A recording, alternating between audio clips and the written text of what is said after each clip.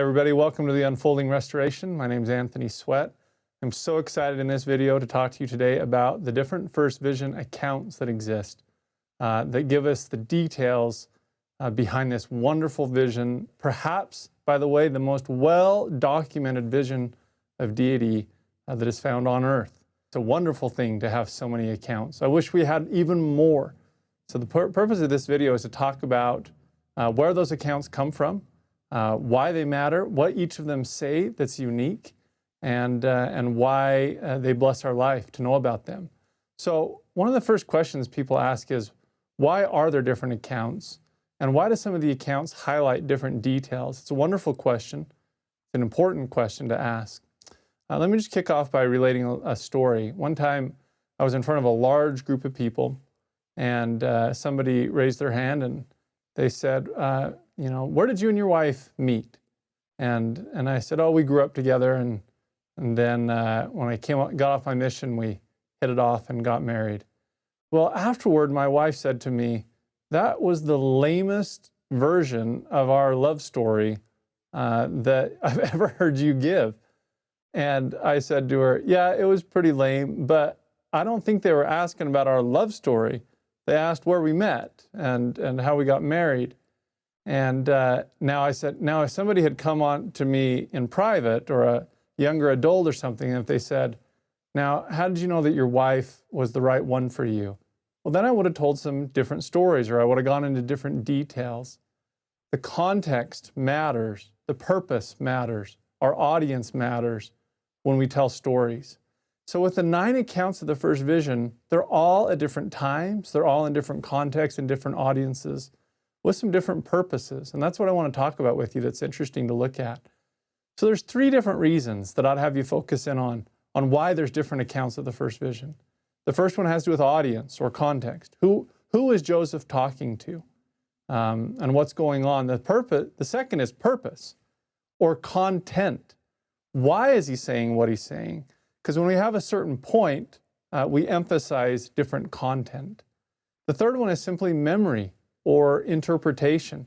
As I've touched on in a previous video, as time goes on, we interpret events differently.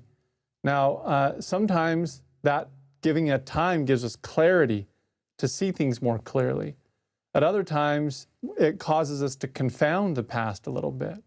Scholar Steve Harper, who's probably looked into the memory of Joseph Smith and the idea of memory as closely as anybody alive today with the First Vision, he says, quote, the First Vision accounts reveal that Joseph Smith consciously interpreted the experience and discovered meanings in it later that were not available to him when it occurred. Let me just give you one case in point.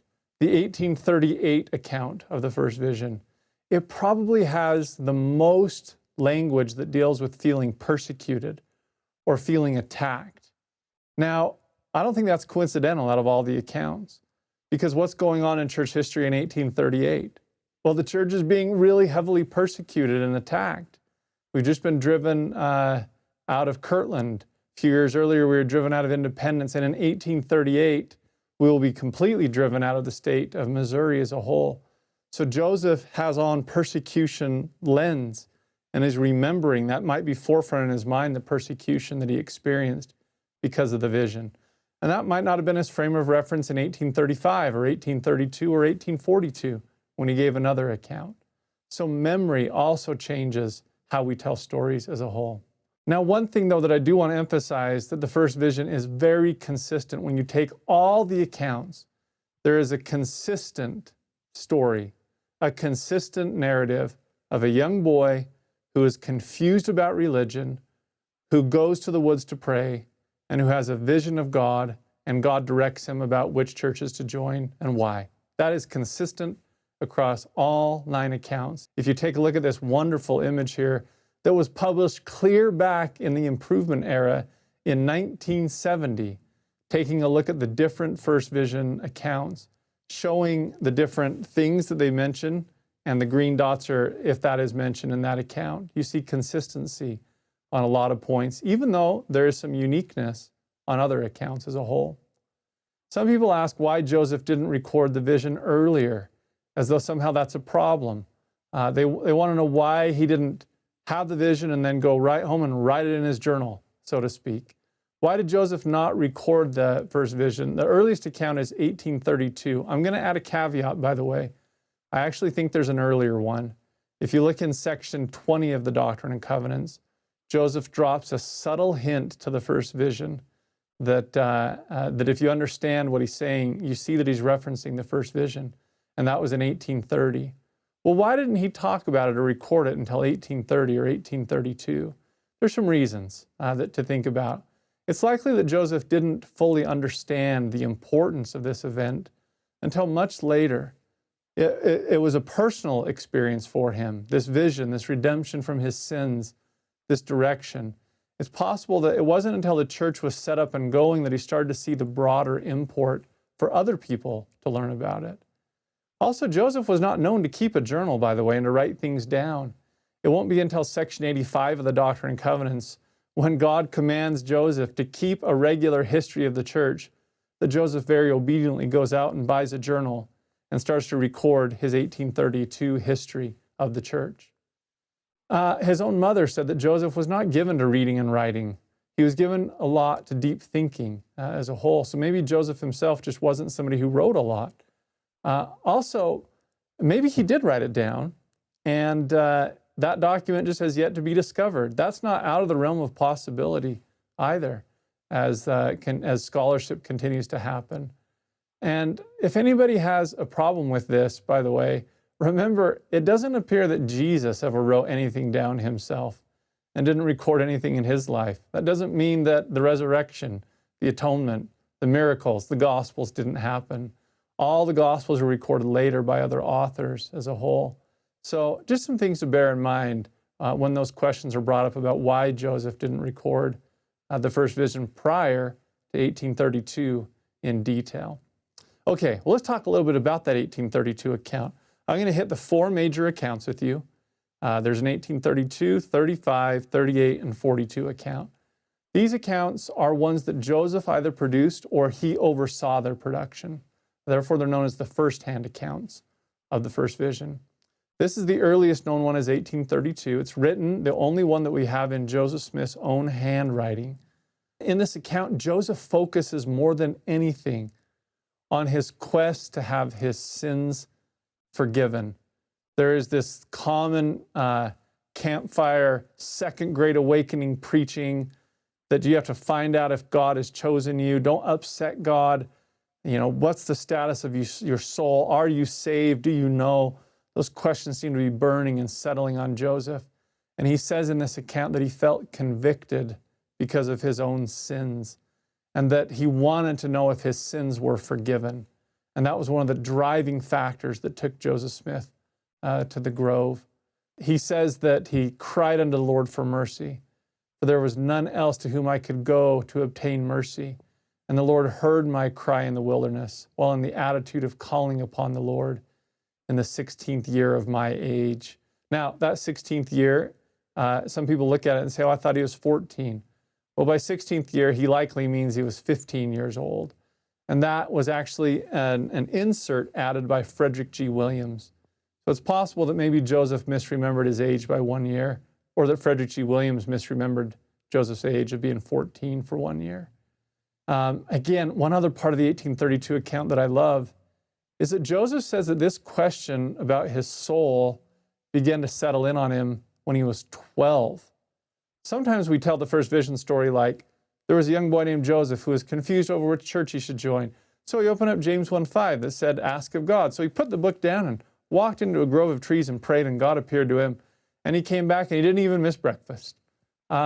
While that condensed version might be helpful sometimes, it could also send this wrong message. Joseph seems to tell us that it took him years of searching, years of pondering, years of thinking before the vision came. Quote, at the age of 12 years, my mind became seriously impressed with regard to the all-important concern for the welfare of my immortal soul, is what he says. I pondered many things concerning the situation. Now, that's instructive to me because it shows me that sometimes answers don't come. They don't come for me right away. They might not come for you right away. Sometimes they do, but sometimes they take years. And it apparently took Joseph years here. It's also instructive because what 12-year-old says, I was concerned with the all-important welfare of my soul. You guys don't want to know what I was concerned about when I was 12 years old. It definitely wasn't that, to show the greatness of Joseph Smith's young soul as a whole. And as I mentioned again, he's also very concerned over his sins. He says, quote, I became convicted of my sins. I felt to mourn for my sins. The first thing he reports the Lord saying to him is, Joseph, my son, thy sins are forgiven thee. What a wonderful message, that one of the first messages of this dispensation to a young Joseph was that God forgives sins. And I bear my witness that he does. Also in the first vision, perhaps only one being is mentioned. Joseph says, and I'll talk about this and touch on it, a pillar of fire or light above the brightness of the sun at noonday came down from above and rested upon me, and I was filled with the Spirit of God. And the Lord opened the heavens unto me, and I saw the Lord. Now, it depends on Joseph's purpose here, on why he's not using this as a theological discourse on the Trinity, by the way, or the separate nature of the Father and the Son. He's simply saying that the Lord opened the heavens. He saw God, and that he spoke with God as a whole. Some people have even tried to say he is saying two beings there. The Lord opened the heavens, and I saw the Lord. It's hard to say. Some critics have tried to make mileage of that. In every other account, Joseph is very consistent that there are two beings. And as I'll talk about a little bit later, those two beings did not appear at the same time. I do think it is consistent that one being appeared to him first. We'll talk about that in a second. Let's talk first about the 1835 account. The 1835 account was given to a man named Robert Matthews, who fancied himself kind of like a Jewish prophet. He turns out to be a little bit more of a shady character than that, perhaps even wanted for murder. And after Joseph has him stay the night in his house, he finds out some details about him and then asks him to leave. So it's a little bit sketchy in our history, but from it we get a great first vision account as Joseph tells Robert Matthews about Joseph's own visions as a whole. In this one, he's going to emphasize some things, particularly the adversarial attack and some post details. He gives a good postscript from it. So let's talk about a few of them. In this one, Joseph gives us the most vivid description about the attack that happens to him. He hears, as he's calling, he hears a noise behind him. He says, I made a fruitless attempt to pray. My tongue seemed swollen in my mouth so that I could not utter. I heard a noise behind me like a person walking towards me. Strove again to pray, but could not. The noise of walking seemed to draw near. I sprung up on my feet. Some of you might remember this earliest church history video that shows this. They're drawing on this 1835 account where they're getting these details. Now, I mentioned this that's interesting, and one of the things I study is how we use art, and I'll talk about this as I show my own painting. We typically show the Father and the Son standing side by side, coming out of the pillar of light together, but that's actually not what the accounts say happened. Multiple accounts suggest that one being appeared to Joseph Smith, and then another being appeared. In the 1835 account, he says, a personage appeared in the midst of this pillar of flame, which was spread all around. By the way, did you catch in the 1832 account that he first wrote, I saw a pillar of fire, then crossed it out and wrote light?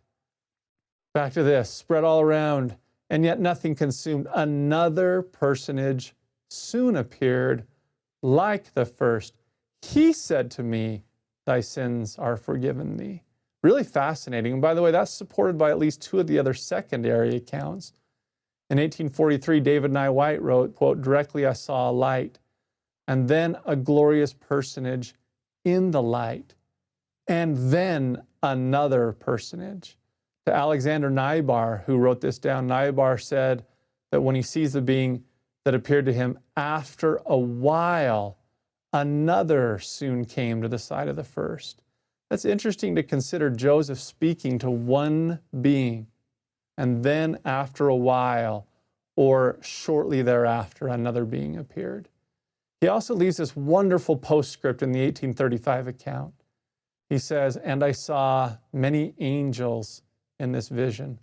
Wouldn't it be wonderful this vision is probably greater than we suppose of the Father and the Son, as though that's not great enough. There was apparently a concourse of angels. Imagine that in your mind as well. And we're starting to see that in some art being produced today. All right, the 1838 account is probably the account that you know best. The reason why is because this account is what is published in the official history of the church. It's in church newspapers. And then it gets picked up by Franklin D. Richards when he's a mission president over in England and put into this little pamphlet called the Pearl of Great Price. The Pearl of Great Price will soon become very popular over here in America as well with the church. And in 1880, it will be canonized, which is a big deal because that gives the average member of the church access to a printed version of the first vision for the first time. Then it starts to become cited and quoted and more well-known as a whole. Because of that, the 1838 account, it being in the Pearl of Great Price, it's the one that we know the best. Well, what's unique about it? Well, first of all, remember, this is the official history of the church. It gives us the most details about the rise of the church and in the context of a church. It gives us the most details about what happened before the vision and what happened after the vision. As I already mentioned, it probably has the most persecution details as well, because in 1838, the church is suffering from a lot of persecution. We get details like Joseph attending before all the meetings and the conflict that was going on in his mind. We get some wonderful details after, like that Joseph was lying on his back and that he had no strength, the discussion with his mother, that Presbyterianism is not true, the condemnation from one of the local Methodist preachers who tells him with great contempt that it's all of the devil. You get these wonderful, wonderful details in the 1838 account. The 1842 account was written by Joseph Smith to a newspaper man when we got to Illinois. So when the church starts to set up in Nauvoo, there's a newspaper man who writes a newspaper up in Chicago called the Chicago Democrat. His name's John Wentworth, and he wants to know just who are these Mormons that have come into Illinois. So Joseph writes him a letter giving a sketch of the rise of the church, and in it he includes a first vision account. The thing that's interesting about the context of the 42 account is it's actually written to a non-Latter-day Saint audience. So therefore it's a little bit more generic and follows some basic things that the 32, 35, and 38 account touch on as a whole. There's also 5 secondary accounts. By secondary accounts, these are people who heard Joseph Smith relate the vision and wrote it down. The 5 people who produced these are Orson Pratt, Orson Hyde, Levi Richards, David Nye White, and Alexander Nybar. And all of them have some wonderful details in them. Orson Pratt's account will actually be the earliest published account of the first vision. He gives some great details. It's obvious he's heard Joseph talk about it. To what extent Joseph reviews Pratt's account, it's unknown.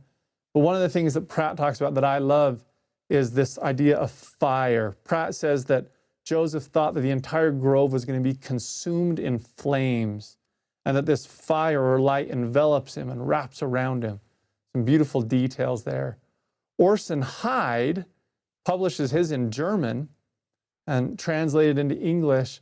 He gives some details about the adversarial attack. Not only did Joseph's mouth swell up and he hear a noise, but also Hyde says that the adversary tried to put improper ideas into Joseph's mind to thwart him from obtaining his objective. I love this detail from Levi Richards that I'll talk about in an upcoming video about the doctrinal first vision. Levi Richards says that Joseph was told by God that the everlasting covenant had been broken, an important theological idea. David Nye White gives us this wonderful express permission, like, what church should I join specifically? Alexander Nybar puts it in revivalist language, or maybe Joseph tells it in revivalist language. He wanted to get religion. He wanted to feel and shout like the rest, but he could feel nothing. You can almost see the revivalist. And it's interesting, Joseph's like, all these other people are having these spiritual experiences. Why am I not? And really interesting insight. He also gives some details about what the Savior looked like. And he talks about the fire resting on him as well. So some wonderful details. Now, I would encourage you, go to the Joseph Smith Papers website. If you're like, where did Anthony Sweat find these sources? They are so available, perhaps more so than ever in the history of the church. Again, so grateful for the church history department, scholars at the Joseph Smith Papers. If you just go to the Joseph Smith Papers website, right on the front page, you'll see primary accounts of the first vision, a link. Click on it, and you can read these 9 original sources of where we get our understanding of the first vision. Just wonderful, wonderful things to read. I'd highly recommend you do that as you supplement your reading from the 1838 Pearl of Great Price account as well. Now, I want to end this video by showing you this painting. As I may have mentioned before, I am also a practicing artist. My bachelor's degree is in fine art, in painting and drawing. I went on to get a PhD in education, applied to religious education, but I still use art for religious education. One of the things that I wanted to do was I wanted to take these 9 accounts of the first vision and try to put them in a depiction of the first vision that is a little different than maybe we sometimes see. So here you're seeing my account of the first vision. If I could just talk to you and show you where I'm getting this from. Ask yourself, what account is he drawing this from? So as you can see, I placed the grove early in the spring, likely before the trees had shot forth. It would have been more bare like that, early spring in upstate New York. You can see in the bottom left a slight dark shadow behind Joseph being pushed away by the fire. And in it, you see a picture of the adversary. We don't often show the adversary in the first vision, being pushed away by the vision itself. I chose to depict him a little nod to Karl Bloch there in the casting out of Satan from his painting. I chose to show Satan without clothes, almost like he has no glory. He's not clothed upon. You can also see there that I chose to depict not soft white light, but more a pillar of flame, more Old Testament coming down. I love that idea of a pillar of fire or light. And then using the Hyde account or the Pratt account, it envelops Joseph. You see it wrapping around him. You understand why Joseph might have been a little afraid. How would you feel to see a pillar of fire coming out of heaven towards you? Then you'll see also that the Father and the Son are not next to each other. I painted this deliberately. By the way, we often depict the Son to the right of the Father. That's a good symbol, and it's a good thing to use because Jesus standing on the right hand of God. A lot of our early first vision art depicts it that way, but none of the accounts say that that's how it happened, by the way. That's just a symbol we've adopted. Here I've taken a little different route. I almost picture the figure behind Jesus, or behind Joseph, is God the Father. And he has talked to Joseph and spent some time, and now after a while, he is now introducing the Son who is making his appearance. And if you look closely on the hands of the Son, you'll see some references to the crucifixion. I put the nimbus or the halo behind them so that they, to give glory. That's why that symbol's there, or to give honor to them. Now behind them, you'll also see a concourse of angels, male and female, of all skin colors, representing all nationalities of people, showing that the effects of the first vision, those who are exalted in heaven, they're all of God's children. It's for all of us. In the bottom right-hand corner, just one little detail, the axe struck there. That's from the Wentworth letter account, the 1842 account. I put that there because Joseph said he went to where he left his axe from working. This was a deliberate spot, a deliberate place where I think Joseph felt comfortable to offer up his desires of his heart unto God. Well, that is, I hope you enjoy this image. I enjoyed creating it. And I hope you enjoyed learning about these 9 accounts of the first vision, why they matter and where they come from. I'm so grateful that we have these sources. I'm grateful that they're available to us. I'm grateful that they help us understand this important vision that redeemed a young man, forgave his sins, taught him about which church he should join, about a future work that God would do, and many other things. And I close with my own personal testimony that God did appear to the boy Joseph and his son Jesus Christ also, launching Joseph on a path to prophethood and inaugurating the wonderful work of the restoration and the Church of Jesus Christ of Latter-day Saints.